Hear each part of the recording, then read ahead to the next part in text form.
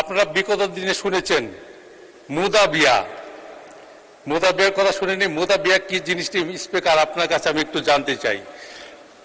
মাওলানা মামুনুল হক তিনি অনেক বড় বড় কথা বলছেন এই বাজেট নিয়ে, সরকারের পতন ঘটাবেন, অনেক কিছু ঘটাবেন, কিন্তু তিনি যে গাজীপুরে এক নারী শোয়া ধরা পড়লেন মুদা বিয়ের নামে, আসলে সেটা কি ছিল আমি জানি না।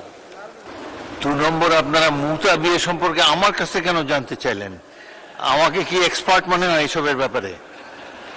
মুতা বিয়ে হলো সম্ভবত কেউ যদি বিদেশে যায়, বিদেশে অবস্থানকালে হয়তো টেম্পোরারিলি 1 মাসের জন্য বিদেশে গেল, আগের কালে নিয়ম ছিল 1 মাসের জন্য তিনি একটা সোকল্ড বিয়ে করতে পারতেন বা একজন পার্টনার খুঁজে নিতে পারতেন, এটাই আমার ধারণা। তবে এগুলা নিয়ে সংসদে আলাপ আলোচনা না হয় ভালো, এর কোনো দরকার নাই। মাননীয় উপনেতা, আপনি কি বলতে চান? আমি তো কি মুতা বিয়েতে এক্সপার্ট নাকি? আপনি বলেন। মুতা বিয়েতে আমি এক্সপার্ট না, তবে কনসেপ্টের ব্যাপারে আমি জানি। মাননীয় স্পিকার, আপনি খুব রাইটলি বলেছেন, যিনি এখানে উপস্থিত নাই তার ব্যাপারে এই ধরনের আলোচনা তো এখন হওয়ার সমীচীন না। আমি আশা করি, আর মামুনুল হক সাহেবের ব্যাপারে যে তথ্য দিয়েছে এটা একেবারেই ভুল তথ্য। উনি কোনো মুতা বিবাহ করেন নাই, গাজীপুরে কোনো জায়গায় এরকম কোনো ঘটনা ঘটে নাই। যেটা হ্যারেস করা হয়েছিল নারায়ণগঞ্জে, ওনাকে উনি বিয়ে করেছিলেন এবং এটা এখন এস্টাবলিশ আছে। বিয়ে করার তো জায়েজ মাননীয় স্পিকার।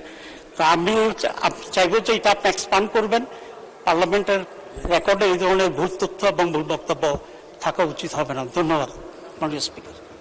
ধন্যবাদ জানাই মাননীয় প্রধানমন্ত্রীকে, যিনি এই প্রসঙ্গটাকে স্টপ করার জন্য ইশারায় মাননীয় সংসদ সদস্যকে নির্দেশ দিয়েছি। দ্বিতীয় যেটা, আপনার মন্তব্য এটা সঠিক। এক সময় ছিল মুতা বিয়ে করা যেত, কিন্তু পরবর্তীতে হারাম হয়ে গেছে, এটা নিষিদ্ধ, এখন করা যাবে না। এই কথাটা আপনি যোগ করে দিলে এটা সঠিক তথ্য থাকবে। না হলে এভাবে থাকলে মনে হবে যে বোধহয় এখনো কিছু করা যাবে। এটা আর করা যাবে না, এটা হারাম। ধন্যবাদ।